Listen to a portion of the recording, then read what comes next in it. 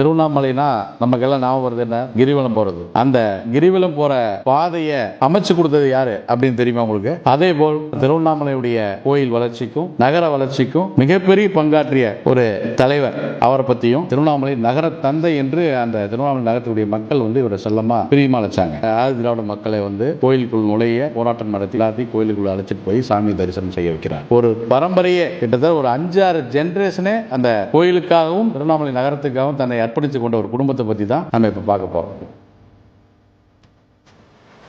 திருவண்ணாமலையை சேர்ந்த TS முத்துக்குமாரசாமி முதலியார் நமது செங்குந்த கைகோளம் முதலியார் வம்சத்திலே பிறந்த திருவண்ணாமலை மாவட்டத்தை சேர்ந்த திருவண்ணாமலை நகரத்திலே பெரும் நிலக்கலார் குடும்பத்திலே பிறந்த ராமு முதலியார் பரம்பரையை சேர்ந்த சாமி முதலியார் அவர்களுக்கு மகனாக பிறந்தவர் TS முத்துக்குமாரசாமி முதலியார். இவர் 1929 முதல் 1939 வரை தேர்ந்தெடுக்கப்பட்ட நகரமன்ற தலைவராக பணியாற்றினார். இவர் நகரமன்ற தலைவராக இருக்கும் போதுதான் திருவண்ணாமலை நகரத்துக்கு அடிப்படை வசதியான குடிநீர் வசதியை சமுத்திர ஏரியிலிருந்து குழாய் மூலம் குடிநீர் வசதியை செய்து கொடுத்தார். அதே போல் அந்த காலத்தில் பார்த்தீங்கன்னா கல் தூணில் தீமன விளக்குகளை வைத்து தான் விளக்கு எல்லாம் எரியும். அதை மாற்றி அந்த திருவண்ணாமலை நகரம் முழுக்க மின்சார வசதியை ஏற்படுத்தி கொடுத்தவர் இவர் தான். அதே போல் இவர் குடும்பம் தான் முதல் திருவண்ணாமலையில் நமது மக்கள் அடிப்படை கல்வி அறிவு பெற வேண்டும் என்பதற்காக ஒரு பள்ளிக்கூடத்தை தன் சொந்த இடத்தில் சொந்த செலவில் கட்டி பள்ளிக்கூடத்தை திறந்து வைத்தார்கள். அதை இந்த நகராட்சிக்கு தானமாக வழங்கினார்கள். அந்த பள்ளிக்கூடத்துக்கு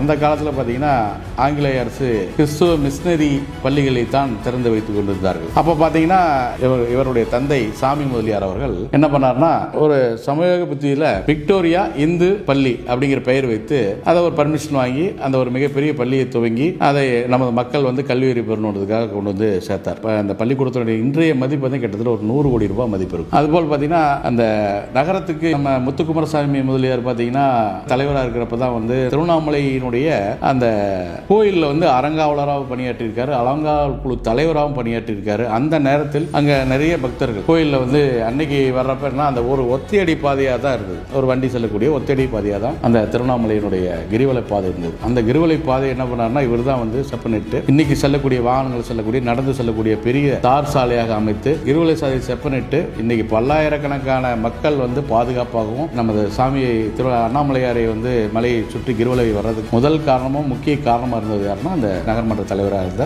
முத்துக்குமாரசாமி முதலியார் அவர் தான். அதே போல் பார்த்தீங்கன்னா அந்த காலத்திலேயே 1930களிலேயே பார்த்தீங்கன்னா நகரத்திலிருந்து குப்பைகளை சேகரித்து அவர் வெளியில கொண்டு போய் அதை விவசாயத்துக்கான உரமா மாற்றணும் அப்படிங்கிற ஒரு திட்டத்தை கொண்டு வந்தார். அந்த திட்டம் என்னன்னா அவருடைய சொந்த இடத்திலே கொண்டு போய் இந்த குப்பைகளை சேகரித்து மாட்டு வண்டியில் குப்பைகளை சேர்த்து கொண்டு போய் அதை எருவாக்கி விவசாயிகளுக்கு விவசாய நிலங்களுக்கு உரங்களாக கொடுத்த ஒரு தலைவர் யாருன்னா அந்த முத்துக்குமாரசாமி முதலியார் தான். இன்னைக்கெல்லாம் பாத்தீங்கன்னா சாத்தனூர் டேம்ல இருந்து குழாய் வைத்து திருவண்ணாமலைக்கு குழாய் மூலமா தண்ணி வருது. ஆனா அன்னைக்கெல்லாம் அவ்வளவு வசதிகளோ அவ்வளவு தூரத்துல இருந்து கொண்டு வரக்கூடிய வாய்ப்புகள் இல்லாம இருக்கப்ப இந்த சமுத்திர ஏரியை ஒட்டி இவருக்கு பல்லாயிரக்கணக்கான விவசாய நிலங்கள் இவருக்கு இருந்தது. அப்ப இவர் என்ன பண்ணாரு, அடிக்கடி அங்க போக வர இருக்கிறப்ப என்னன்னா திருவண்ணாமலைக்கு தண்ணி நம்ம மக்களுக்கு தண்ணி கொண்டு வரணும் அப்படிங்கிற ஒரு எண்ணம் வர்றப்ப என்னன்னா அவருடைய சொந்த இடத்தில் மிகப்பெரிய ஒரு கிணறு அமைத்து அந்த சமுத்திர ஏரியிலிருந்து குழாய் மூலம் திருவண்ணாமலை நகரத்துக்கு குடிநீர் கொண்டு வந்தார். இன்னைக்கும் பாத்தீங்கன்னா சில இடங்களில் அவர் அந்த பழைய அவர் போட்ட பைப்பு இதெல்லாம் இருக்கும். அப்ப அந்த கல்வெட்டில் பார்த்தீங்கன்னா இன்னைக்கும் நகரமன்ற தலைவர் முத்துக்குமாரசாமி திறந்து வைத்தார் அப்படின்னு சொல்லிதான் இருக்கு. அது மாதிரி இந்த நகர வளர்ச்சிக்கு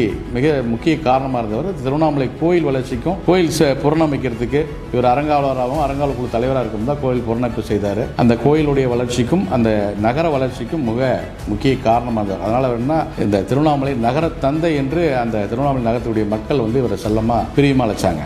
இன்று வரை திருவண்ணாமலை அண்ணாமலையாருக்கு பார்த்தீங்கன்னா தை மாதம் மாட்டு பொங்கல் அன்னைக்கு நடைபெறக்கூடிய மண்டகப்படி இவர்கள் குடும்பத்தை சேர்ந்தது தான். அதிகாலையிலே பார்த்தீங்கன்னா ஒரு 5:30 to 6 மணிக்கே வாயிற்கு கதவுல அண்ணாமலையாருக்கு அவங்க அபிஷேகம் ஆராதனை பூஜைகள்லாம் நடைபெற்று முதல் மண்டகப்படி இவர்கள் நடத்தினதுக்கு அப்புறம் தான் சாமி திருவிழா வரும். அந்த மண்டகப்படி இன்று வரை அவர்கள் குடும்பத்தார் செய்து வருகிறார்கள். அதே போல் பார்த்தீங்கன்னா ஒரு 90-95 வருடத்துக்கு முன்னால பார்த்தீங்கன்னா ஆதி திராவிடர்கள் திருவண்ணாமலை அண்ணாமலையார் கோயிலில் நுழைய தடை இருந்தது. அப்படியே மீறினாலும் நந்தி வரைக்கும் தான் அவங்க போக முடியும். அந்த காலகட்டத்தில் இவர் அந்த நகரமன்ற தலைவராக இருக்கார். நம்ம TS முத்துக்குமாரசாமி முதலியார் நகரமன்ற தலைவராக இருக்கார். அந்த டைம்ல பார்த்தீங்கன்னா இவர் என்ன பண்ணாருன்னா ஹரிஜன மக்கள் ஆலய பிரவேசம் அப்படிங்கிற ஒரு போராட்டம் நடக்குது. அந்த போராட்டத்தை இவரே முன்னின்று நடத்தி ஆதி திராவிட மக்களை கோயிலுக்குள் நுழைய போராட்டம் நடத்தி எல்லாத்தையும் கோயிலுக்குள்ள அழைச்சிட்டு போய் சாமி தரிசனம் செய்ய வைக்கிறார். இவருடைய கொள்கை என்னன்னா அனைவரும் சமம் அப்படிங்கிற கொள்கை உடையவர். எந்த ஒரு ஒரு ஜாதி மத வேறுபாடற்று அனைவரிடமும் பழகக்கூடியவர், எளிமையாக அனைவருக்கும் உதவி செய்யக்கூடியவர். ஹரிஜன ஆலய பிரவேசத்தையுடைய போராட்டத்தை மிக வேகமாக எடுத்து செய்து அனைத்து மக்களும் அண்ணாமலையாரை வழிபட வேண்டும் என்ற அந்த இதை போராட்டம் மூலம் நிறைவேற்றியவர் யாருன்னா முத்துக்குமாரசாமி முதலியார் ஆவார். இவருடைய பரம்பரை சொத்து பார்த்தீங்கன்னா கீழணக்கரை, தாவல்பூண்டி, சமுத்திரம் இந்த ஏரியாவில் பார்த்தீங்கன்னா பல்லாயிரக்கணக்கான ஏக்கர் விவசாய நிலங்கள் இருந்தது. இவருடைய முக்கிய தொழிலே பார்த்தீங்கன்னா விவசாயம், அதை கூட ஜவுளி சார்ந்த தொழில், இதெல்லாம் மிக சிறப்பாக செய்து வந்தார். அதே போல் பார்த்தீங்கன்னா நம்ம டாடா கம்பெனியுடைய அனைத்து பொருட்களுக்கும் இவர் அந்த பக்கம் ஏஜெண்டா இருந்து செயல்பட்டார். இந்துஸ்தான் லீவருடைய கம்பெனியுடைய வடார்காடு மாவட்டத்தினுடைய ஏஜெண்டா இருந்து சிறப்பாக தொழில் செய்துட்டு வந்தார். பாரி கம்பெனியுடைய பாரி மிட்டாய், பாரி சாக்லேட்டு, பாரி உரம், இதுக்கெல்லாம் இவர் தான் ஏஜெண்டா இருந்து செயல்பட்டார். அதுபோல் பார்த்தீங்கன்னா இவர் டால்மியா சிமெண்ட் கம்பெனியில் ஏஜெண்டாவும் செயல்பட்டு வந்தார். தொழிலையும் மிகப்பெரிய வல்லுநராக மிக சிறப்பாக அவர் தொழில் செய்து வந்தார். டி.எஸ். முத்துக்குமாரசாமியுடைய சித்தப்பா அருணகிரி முதலியார், இவரும் பார்த்தீங்கன்னா திருவண்ணாமலையுடைய நம்ம அண்ணாமலையார் கோயிலுக்கு அறங்காவலர் குழு தலைவராக இருந்தார். அதே போல் பார்த்தீங்கன்னா 3 முறை எம்எல்ஏவும் 1 முறை எம்பியாகவும் இருந்தவர் யாருன்னா எஸ். முருகையா முதலியார். அவரும் பார்த்தீங்கன்னா நகரமன்ற தலைவராக திருவண்ணாமலை நகரமன்ற தலைவர். அவர் யாருன்னா அருணகிரி முதலியாருடைய மருமகன். இவரும் அந்த நகர வளர்ச்சிக்கு மிகவும் உறுதுணையாக இருந்து சிறப்பாக பணியாற்றினவர். அதுபோல் பார்த்தீங்கன்னா இந்த அருணகிரி முதலியார் என்ன பண்றாருன்னா திருவண்ணாமலை மாவட்டத்தினுடைய பால் கூட்டுறவு சங்கத்தினுடைய தலைவராக இருக்கார்.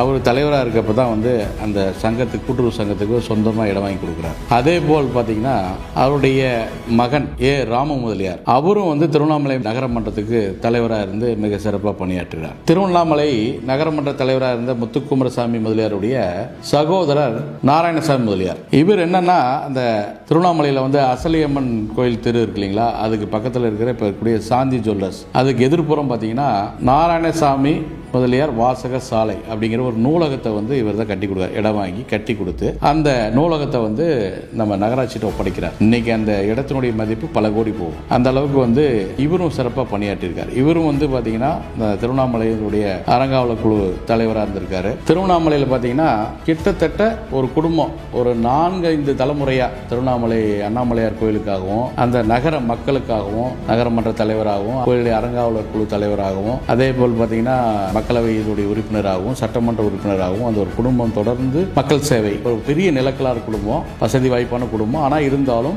மக்களுக்கான சேவையை அவருடைய சொந்த பணத்திலிருந்து சொந்த இடத்தை கொடுத்து மிகப்பெரிய ஒரு சேவையை செய்திருக்காங்க. கிட்டத்தட்ட அவங்க குடும்பம் பார்த்தீங்கன்னா நான் ஒரு சில லிஸ்ட் சொல்றேன். சேர்மனா அந்த ராம முதலியார்னு சொன்னால பார்த்தீங்களா, ராமலுடைய மகன் ரா. முத்துக்குமாரசாமி முதலியார், அவர் பார்த்தீங்கன்னா ஸ்ரீ அருணாச்சலர் கோயிலுடைய அறக்கட்டளை குழு தலைவராக இருந்தார். ஸ்ரீ துர்க்கையம்மன் கோயில் திருப்பணி குழு தலைவராக செயல்பட்டாரு. அதுபோல் பார்த்தீங்கன்னா திருவண்ணாமலை வழக்கறிஞர் சங்கத்தின் முதல் தலைவராக இருந்து பணியாற்றினாரு. சுப்பிரமணியர் கோயில் தேர் திட்டக்குழுவுடைய தலைவராக பணியாற்றியிருக்காரு. ஆதி திருவரங்கம் சீரமைப்பு குழு உறுப்பினராக பணியாற்றியிருக்காரு. கிராம எழுச்சி கூட்டமைப்பு தலைவராக இருந்திருக்காரு. நகர பெண்கள் மேல்நிலைப் பள்ளியினுடைய பெற்றோர் ஆசிரியர் கழக தலைவராக இருந்திருக்காரு. அதே போல் பார்த்தீங்கன்னா அரிமா சங்க தலைவராக பணியாற்றியிருக்காரு. இப்போ நான் சொன்ன மாதிரி அவங்க இடம் வாங்கி கட்டி கொடுத்த விக்டோரியா இந்து மேல்நிலைப்பள்ளி நிர்வாக குழு தலைவராக பணியாற்றிருக்காங்க. அருணினார் மணிமண்ட விழா குழு தலைவராக இருந்திருக்காங்க. திருமுறை கமிட்டி தலைவராக இருந்திருக்காங்க. ஸ்ரீ சேஷாத்ரி ஆசிரம அறக்கட்டளையினுடைய தலைவராக மற்றும் செயலாளராக பணியாற்றிருக்காங்க. அதே போல் பார்த்தீங்கன்னா அவங்க சித்தப்பா பார்த்தீங்கன்னா ராம் முதலியார் இன்னொரு மகன் பார்த்தீங்கன்னா நடராஜன் திருவண்ணாமலை அண்ணாமலையார் ஆலய அறங்காவலர் குழு தலைவராக இருந்திருக்காரு. அதே போல் முத்துக்குமாரசாமி முதலியாரின் ஒரே மகன் சுவாமி ராஜ் செங்குந்த முதலியார் பார்த்தீங்கன்னா திருவண்ணாமலை கோயிலினுடைய முன்னாள் அறங்காவலர் குழு தலைவராக சிறப்பாக பணியாற்றி சேவை செய்திருக்காரு. அதுபோல் பார்த்தீங்கன்னா ஒரு குடும்பம் நான் சொன்ன மாதிரி ஒரு 4-5 தலைமுறைகளாக மிக சிறப்பாக ஒரு அந்த மக்களுக்காக பணியாற்றக்கூடியது நம்ம செங்குந்த கைக்கோள முதலியார் வம்சத்தை சேர்ந்தவங்க.